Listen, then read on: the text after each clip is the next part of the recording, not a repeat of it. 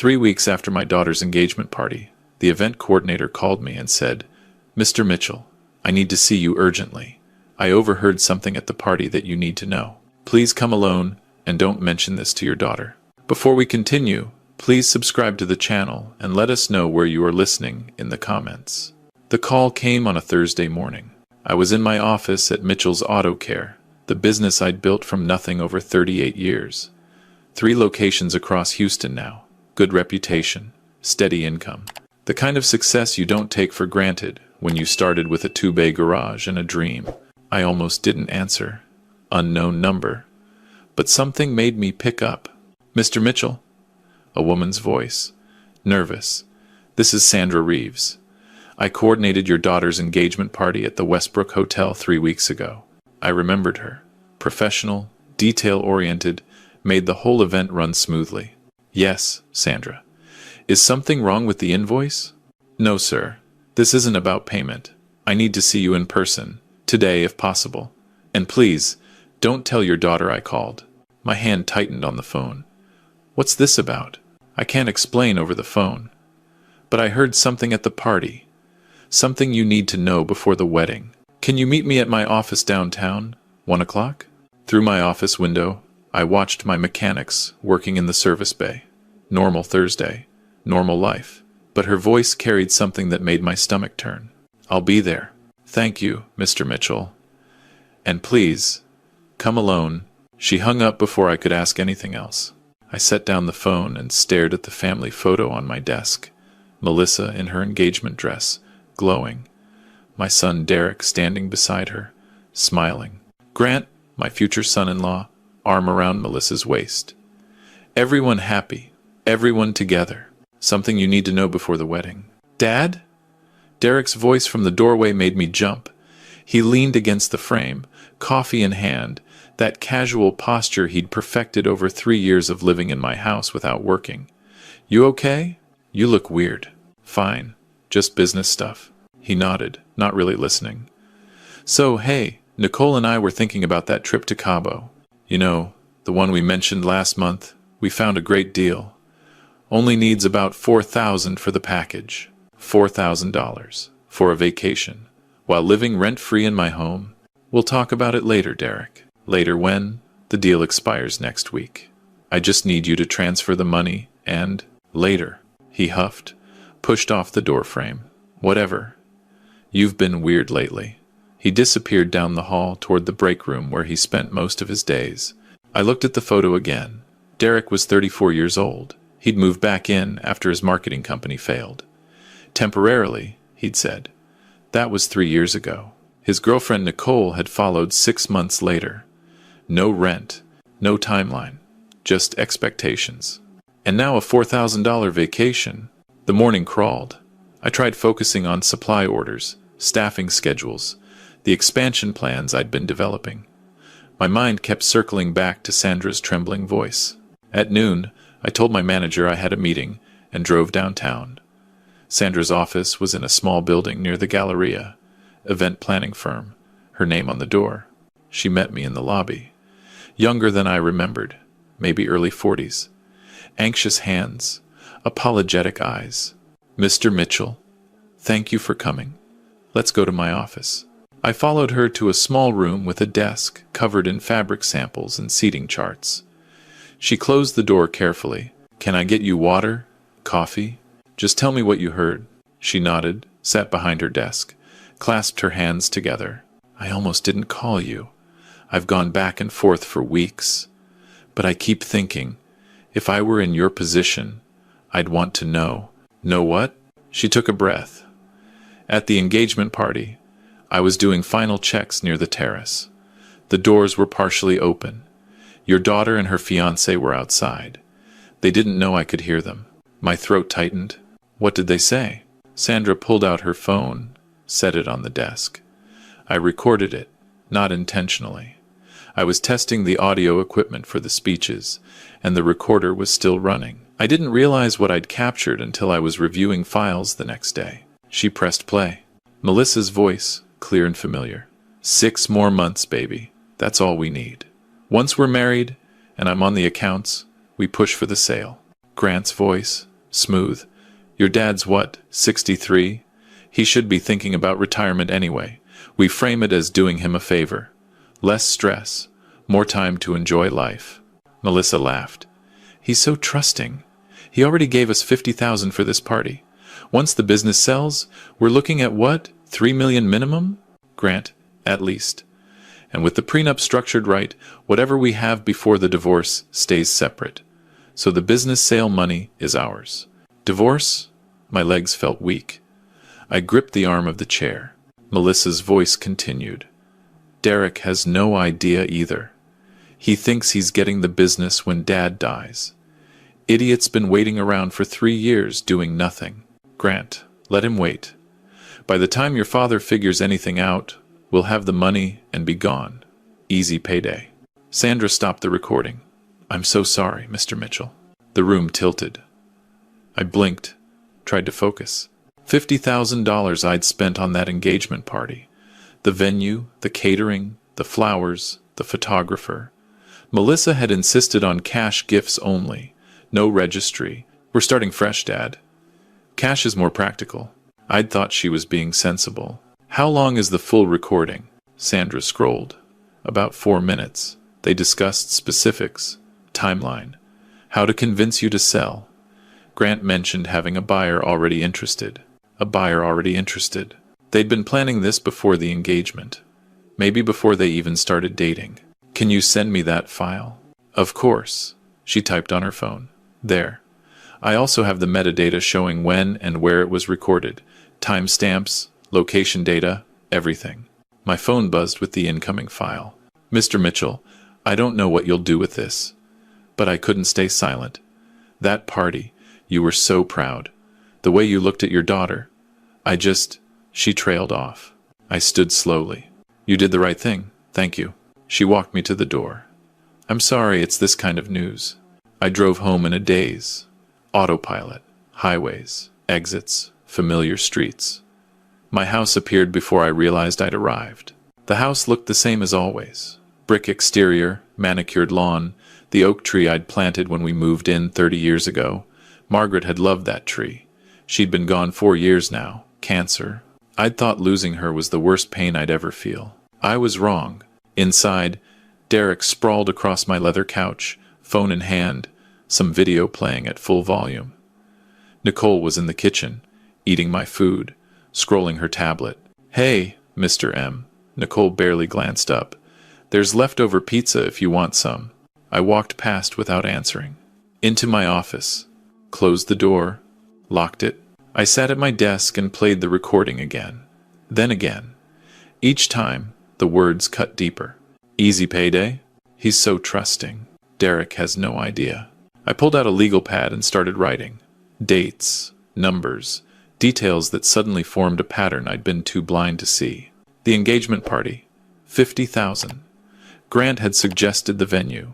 The caterer. The guest list heavily weighted toward his business contacts. Melissa's requests over the past year. Help with car payments, credit card debt, a loan for Grant's investment opportunity that never got repaid. Another 30,000 minimum. Derek's residence. 3 years, no rent, groceries, utilities, car insurance, spending money. I calculated roughly. Another 60,000 at least. And Grant already had a buyer for my business. A business worth $3 million. I'd been funding my own destruction. I opened my laptop and searched. Asset Protection Attorney, Houston.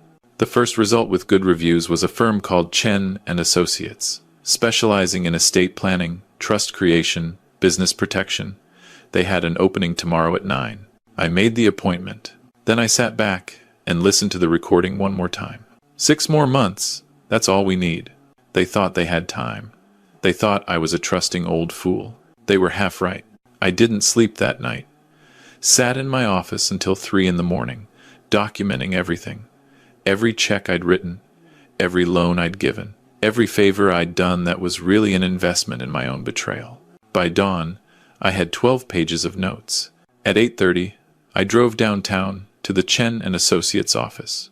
20th floor, glass and steel. Professional. A paralegal escorted me to a conference room.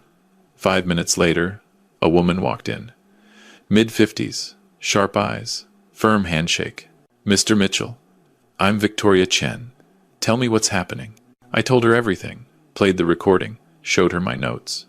Explained about Derek and Nicole, the 3 years of freeloading, the constant demands. Explained about Melissa and Grant, the engagement party, the plan to sell my business and disappear. Victoria listened without interrupting. Made notes. When I finished, she set down her pen. Mr. Mitchell, you're not the first parent I've seen in this situation. Unfortunately, you won't be the last. But you're doing the right thing by acting now, before the wedding. Can they get my business? Not if we move quickly. Texas law protects business owners, but only if proper structures are in place. Right now, your business is vulnerable. Your house is vulnerable. Your savings are vulnerable. What do? We create an irrevocable trust. Transfer your major assets into it. You maintain control during your lifetime, but after death, distribution follows your explicit instructions. No challenges. No manipulation. And my children? Victoria's expression was careful. They can receive whatever you specify. Minimum legal requirements. Maximum legal requirements. Nothing at all, depending on structure. That's your choice. I thought about Melissa's laugh on that recording. Derek's 3 years of entitlement.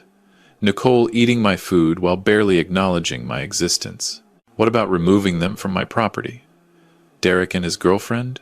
If there's no lease agreement, they're essentially long-term guests. You can begin eviction proceedings. 30 days written notice, then legal removal if they refuse to leave. 30 days. Victoria pulled out documents. Here's what I recommend. Full asset protection package. Trust creation, will revision, beneficiary changes on all accounts, and eviction notices for your son and his girlfriend. Total fee is $12,000. I'd spent $50,000 on a party celebrating my daughter's plan to steal from me. $12,000 to protect everything I'd built seemed like a bargain. Let's do it. We spent 2 hours going through documents, signing, initialing, structuring. Victoria explained every step. The business would transfer to trust management. The house would transfer. My investment accounts, savings, retirement funds, everything protected. She handed me 2 sealed envelopes at the end. Eviction notices. Serve them personally so there's no question of receipt. Once served, the 30-day clock starts. I took the envelopes, heavy paper, official seals. Mr. Mitchell. Victoria paused at the door. What you're about to do will likely end your relationship with your children permanently. I want you to understand that. I looked at the envelopes in my hands. They ended the relationship themselves. I'm just making it official. She nodded. Call me if you need anything. I drove home with the envelopes on my passenger seat. The recording played in my head on loop. Easy payday. He's so trusting. When I walked through my front door, Derek was exactly where I'd left him. Couch, phone, volume too loud. Hey, Dad. He didn't look up. Nicole wants to order Thai food tonight. You're paying, right? I walked past him to my office. Closed the door. Not yet. But soon. The next 2 weeks, I watched. Really watched. Saw things I'd been ignoring for years. Derek slept until noon every day. Spent afternoons on my couch, playing video games, watching videos, contributing nothing. When he did speak to me, it was always about money. The Cabo trip. A new gaming system. His car needed repairs. Nicole treated my house like a hotel, my refrigerator like a personal grocery store. She never once said thank you. Never once offered to help with anything. Just took. Melissa called twice. Both times about wedding planning. Both times ending with a request for money. Dad, the florist needs a deposit. $10,000. Dad, Grant found the perfect honeymoon package. $15,000. But it's such a deal. I gave her non-committal answers. Said I'd think about it. She got frustrated but didn't push. Probably figured she could manipulate me later. Grant called once too. Friendly, casual. Hey Horace, just wanted to chat about the business. Melissa mentioned you've been stressed lately. You know, retirement's not a bad idea at your age. Free up some time. Enjoy life. I could help you find a buyer if you're interested. There it was. Not even subtle. I'll keep that in mind, I said. Thanks for thinking of me. No problem, Pops. Family helps family. I hung up and added the call to my notes. Day 14. The eviction documents had been sitting in my desk drawer for 2 weeks. I'd wanted to wait for the trust to finalize. Victoria had called that morning with confirmation. Everything's filed. Your assets are protected. They can't touch any of it now. The house fell quiet that evening. Derek and Nicole were in the living room, planning something on her tablet. I picked up the envelopes and walked out of my office. They looked up when I entered. Derek's face shifted from bored to alert. He could sense something different. "What's up, Dad?" I placed the envelopes on the coffee table between them. Derek picked his up, confused. "What is this?" "Official eviction notice. You have 30 days to find other housing." Silence. Complete silence. Then Nicole laughed. "You're joking." "I'm not." Derek tore open his envelope, scanned the document. His face went pale, then red. "You can't be serious. I'm your son. You're an adult who's been living in my house for 3 years without paying rent, without working, without contributing anything. Time to grow up." Nicole stood, hands on hips. "This is insane. Where are we supposed to go?" "That's your problem to solve. You have 30 days. Derek threw the paper on the couch. "This is about Melissa, isn't it? She gets everything and I get kicked out? This has nothing to do with your sister." "Bullshit." He stepped toward me, chest puffed. "You've always favored her. Always." I held his gaze. 30 days, Derek. I suggest you start looking for apartments. You're going to regret this." Nicole's voice was venomous. "Everyone's going to know what kind of father you are." I turned and walked back to my office. Closed the door. Locked it. Behind me, chaos erupted. Derek shouting.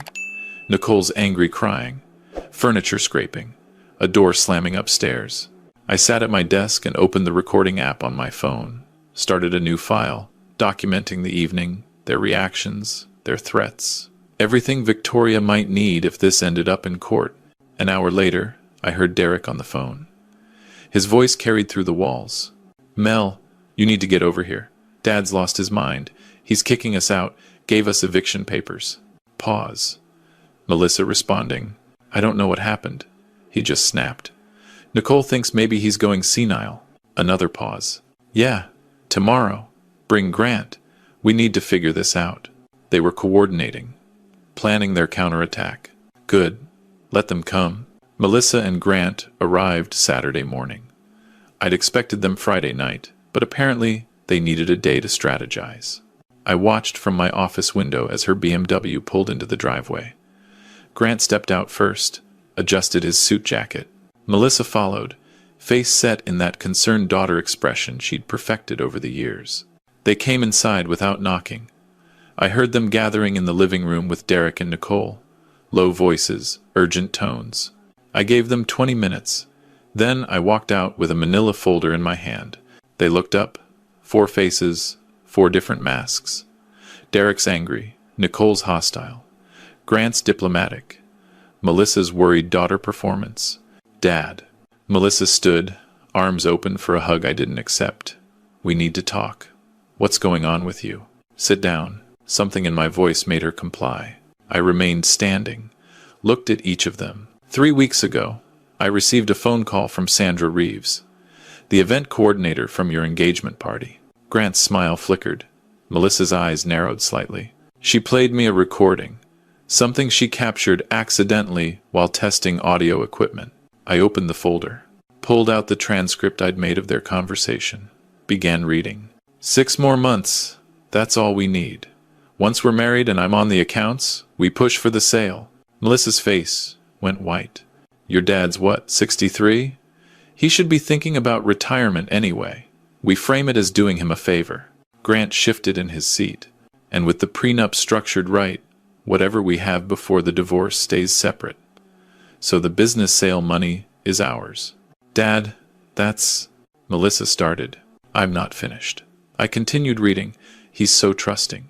He already gave us $50,000 for this party. Once the business sells, we're looking at what, $3 million minimum." Derek's expression had changed from angry to shocked. He was hearing this for the first time. Derek has no idea either. He thinks he's getting the business when Dad dies. I set down the transcript. Looked at my son. That's what your sister thinks of you, Derek. That you're an idiot waiting around for me to die. Derek turned to Melissa. You said that? I told you this was a bad idea, Nicole muttered. Melissa stood, face flushed. That recording was taken out of context. We were just talking. Hypothetically. Hypothetically planning to steal my business and divorce your husband within a year? Grant stepped forward, palms up. Horace, let's calm down here. Obviously there's been some misunderstanding. Melissa and I love each other. We're building a life together. With my money. Using my business as your exit fund. That's not fair. His voice hardened. After everything I've done for this family, what exactly have you done? I stepped closer. Name one thing you've contributed that didn't come from my wallet. Silence. I thought so. I turned to include all of them. I've created an irrevocable trust. My house, my business, my savings, everything is now protected. After my death, you'll receive the minimum required by Texas law, not a penny more. You can't do that. Melissa's voice rose. We're your children. You're people who saw me as a resource, not a father. Derek stood. This is insane. You're throwing away your whole family over some recording? I'm protecting what I built from people who only valued me for what they could take. Dad. Melissa's eyes filled with tears. Perfect, practice tears. Please. Let's talk about this. I know how it sounded, but that's not who we are. We love you. I watched her perform, the trembling lip, the glistening eyes, the reaching hand. The engagement is off, I said. There will be no wedding. Grant, you can leave now. Excuse me? You heard me. Get out of my house. Grant's diplomatic mask slipped. His jaw tightened. You're making a big mistake, old man. I've made plenty of mistakes. Trusting you was one of them, but I'm done making that particular mistake. He looked at Melissa. She looked at the floor. Fine. Grant grabbed his keys. But this isn't over. Yes, it is. He stormed out. The front door slammed hard enough to rattle the windows. Melissa stood frozen, tears still rolling. Dad, please. You have 24 hours to return the engagement party money. All of it. Or I'll have my lawyer pursue legal action. I don't have. We spent it on. Then you have a problem to solve. 24 hours. I walked back to my office, closed the door. Behind me, Melissa's sobs mixed with Derek's angry questions and Nicole's bitter commentary. Let them process. Let them panic. The truth was on the table now. The next 29 days were war. Day 2. I found my office door had been forced open during the night. Nothing taken, but my files were disturbed. They'd been looking for the trust documents. Day 5. Derek cornered me in the garage, tried the guilt approach. Mom would be ashamed of you. I said nothing, walked past him. Day 8. Melissa showed up unannounced with a man in a suit. Dad, this is Dr. Patterson. He's a psychiatrist. I'm worried about you. These sudden decisions, the paranoia. It's not healthy. The psychiatrist smiled professionally. Mr. Mitchell, your daughter is concerned about cognitive changes. Perhaps we could talk? I looked at Melissa. You're trying to have me declared incompetent. I'm trying to help you. I turned to the psychiatrist. I have no cognitive impairment. My attorney has full documentation of my mental competency, signed by 3 independent physicians. If my daughter attempts to pursue this route, she'll fail, and I'll file harassment charges. The psychiatrist's smile faded. He looked at Melissa uncertainly. Get out, I said. Both of you. Day 12. Nicole tried a different approach. Came to my office alone. Mr. Mitchell, I know we've had our differences, but Derek is your son. He needs more time. Please. For family. I looked at her. Nicole, in 3 years, you've never once said please or thank you for anything. Why start now? Her face hardened. Because, unlike some people, I actually care about keeping this family together. No, you care about keeping your free housing. There's a difference. She stormed out. Day 17. Someone slashed my tires while my truck was parked at the business. No cameras caught the perpetrator. but I had my suspicions. Day 22. Derek moved out voluntarily. I watched from the window as he and Nicole loaded a U-Haul with their belongings. They'd found an apartment somewhere on the east side. Cheap neighborhood. Derek paused at his car, looked back at the house. Our eyes met through the glass. He raised his middle finger. I closed the blinds. Day 28. Melissa called. The engagement money. Her voice was flat. I don't have it. Grant kept most of it in his accounts. He's not returning my calls. That sounds like your problem. Please, Dad. I'm begging you. Don't sue me. I'll pay you back. Monthly payments. Whatever you want. I considered her offer. The $50,000 was gone, scattered across Grant's schemes. Suing her would cost money and time. Revenge wasn't the point. I won't sue, I said, but you should know something. Grant had a buyer lined up for my business before the engagement. This wasn't a spontaneous idea. It was planned from the start.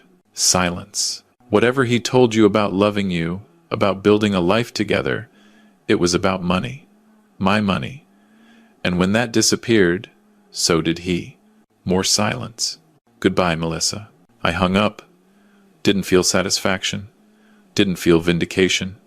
Just tired, sad, finished. Day 30. The deadline passed without incident. Derek and Nicole were gone. Melissa hadn't contacted me again. The house was quiet. I walked through each room slowly. The living room where Derek had sprawled for 3 years. The kitchen where Nicole had helped herself to my groceries. The guest rooms they'd occupied like entitled royalty. Empty now. All of it, mine. The next morning, I got a call from Victoria Chen. Mr. Mitchell, just wanted to confirm, everything is finalized. The trust is ironclad. Your children have been notified of the beneficiary changes. They'll receive the minimum legal requirement upon your death. Nothing more. And they can't challenge it? Not successfully. This is as protected as assets get in Texas. You're secure. I thanked her and hung up. 6 weeks later, the alarm went off at 6, like always. But I didn't rush. No reason to anymore. My manager handled the day-to-day at the shops now. I'd promoted him, given him equity stake, started the transition to eventual full ownership. The business would survive without me. Thrive, probably. I made coffee, took it to the back patio, watched the sun rise over the Houston skyline. Margaret had loved these mornings. We'd sit here together, not talking, just being. I hadn't done this in years. Too busy, too distracted. Now I had time. My phone buzzed. Text from Sandra Reeves. Still on for coffee this afternoon? I smiled. We'd met twice since that first day in her office. Professional conversations that had gradually become personal. She'd been divorced for 5 years. Understood what it meant to rebuild after betrayal. Wouldn't miss it, I replied. At 10, I drove to the senior center where I'd been volunteering. Basic car maintenance classes for elderly folks who didn't want to get scammed by mechanics. 4 students today, ranging from 65 to 82. All eager to learn, all grateful for the help. One of them, a woman named Dorothy, stayed after class. Mr. Mitchell, you're so patient with us. Most people don't have time for old folks. I've learned that time is exactly what we should be spending. On people who appreciate it. She patted my arm. You're a good man. I drove home thinking about that. A good man. I'd spent 40 years building a business, raising children, being responsible. And what had it gotten me? Kids who saw me as a wallet. A future son-in-law who saw me as a target. But now I had a quiet house I actually enjoyed coming home to. A business being handled by people who appreciated the opportunity. A volunteer program where I made a real difference. And coffee dates with a woman who liked me for me, not my balance sheet. My phone buzzed again. Unknown number. Dad? Derek's voice. Listen, I know things got bad, but I've been thinking. Maybe I was wrong about some stuff. Nicole and I broke up. I'm trying to figure things out. Could we maybe talk? I sat in my truck in my driveway, listened to my son's voice, trying to detect manipulation. Old habits. What do you want, Derek? Nothing. Seriously. I got a job. Real job. Warehouse work. It's hard, but I'm doing it. And I keep thinking about what you said. About growing up. I waited. I'm not asking for money, or to move back in. I just want to talk sometime, that's all. A year ago, I would have caved immediately. Offered him money, offered him his room back. Anything to keep the peace, maintain the family, avoid conflict. I've learned some things too, Derek. About boundaries, about respect. I know. If you want to have coffee sometime, call me during business hours. We can meet in public. Okay, that's fair. Thanks, Dad. Goodbye, Derek. I hung up. Didn't know if he was sincere. Didn't know if people could really change. But I knew one thing. Whatever happened next would be on my terms. My boundaries. My choice. I walked inside my house. Put on some music. Something Margaret used to like. Started prepping dinner for one, which I'd learned to enjoy, instead of dread. The fridge held food I'd bought. The chairs held only me. The silence was peace, not loneliness. In the living room, a guitar sat in the corner. I'd started lessons 2 weeks ago. Always wanted to learn. Never had time. Now I did. I picked it up, played through the simple chords I'd practiced. Rough, clumsy, beginner sounds. But mine. The afternoon sun slanted through the windows. My phone showed a message from Sandra confirming our coffee date. Another from my manager with good news about quarterly profits.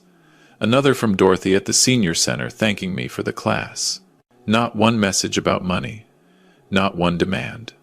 Not one manipulation. I set down the guitar and looked around my living room. 4 years ago, Margaret died, and I thought I'd never feel whole again. 3 months ago, I discovered my children saw me as a resource to be exploited.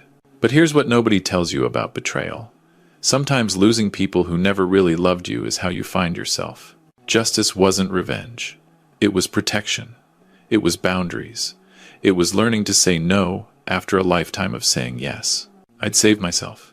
And sitting in my quiet house, playing my beginner guitar, waiting for a coffee date with a woman who expected nothing but my company, I realized something. I wasn't alone. I was free. If you like this story, please like this video, subscribe to the channel, and share your impressions of this story in the comments. To listen to the next story, click on the box on the left. Thank you for watching.